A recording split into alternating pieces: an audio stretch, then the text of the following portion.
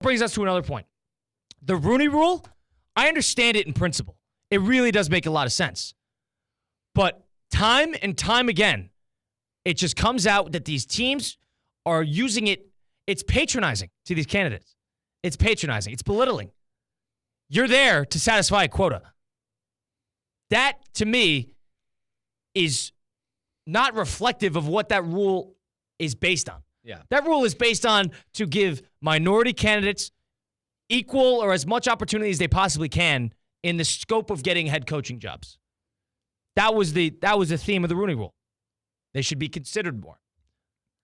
And it is turned years later into now let's just bring the guy in the building just to check the box. It's a formality. Call it for what it is. They bring him in for patronizing. To just check off a box and for it to be a formality. And for a lot of years, listen, I don't know if Eric Bieniemy was deserving of a head coaching job, fine.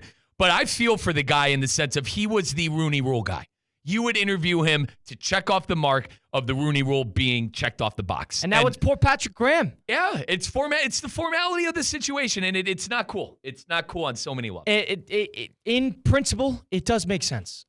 But in actual execution, the optics of it looks bad. It's more embarrassing. You're doing more bad than good. Exactly. It's more embarrassing to just check it off the box and do it when you don't have a serious intention of hiring the candidate. Really is ridiculous. The NFL should make way with it or change it in some capacity. Exactly. Talk it over again. Bring it up at the owners' meetings because I think all the owners will look at each other and raise a hand if you've had a formality Rooney Rule interview. I'm pretty sure everyone would raise their hand. Is it even that necessary now? I don't even know. I mean, with the coordinators and stuff like that, some of these guys Aaron Glenn got a job. Did he need the Rooney Rule to get interviewed? Did the Rooney Rule allow him because they weren't going to interview him before? They interview the best candidate, right? Right. It was his success on the field. It was his success that won him that job. Agreed. It was not because of the rule that they had to establish a quota, and then all of a sudden a great candidate fell from the sky into their lap. That's not how that works. Is this not just a smack in the face at this point? I really think it's a smack in the face. And the NFL looks bad on it every year. But I think they're maybe afraid of the optics of taking a step back from it. But I think everybody knows there's an open secret that it's not working. It doesn't look good. Mm-hmm. Two teams did it this year with the Patriots and the Jags. Obviously, numerous teams have done it. Vrabel, they already had it in place. Yeah. And then they're like, we got to get this done first. So Jacksonville, Colin, in their 24-hour timeline, they were trying to appease the Rooney Rule and also be tongue-in-cheek on this because they didn't want to disrespect Tampa Bay as well. That's what I mean about the karma factor.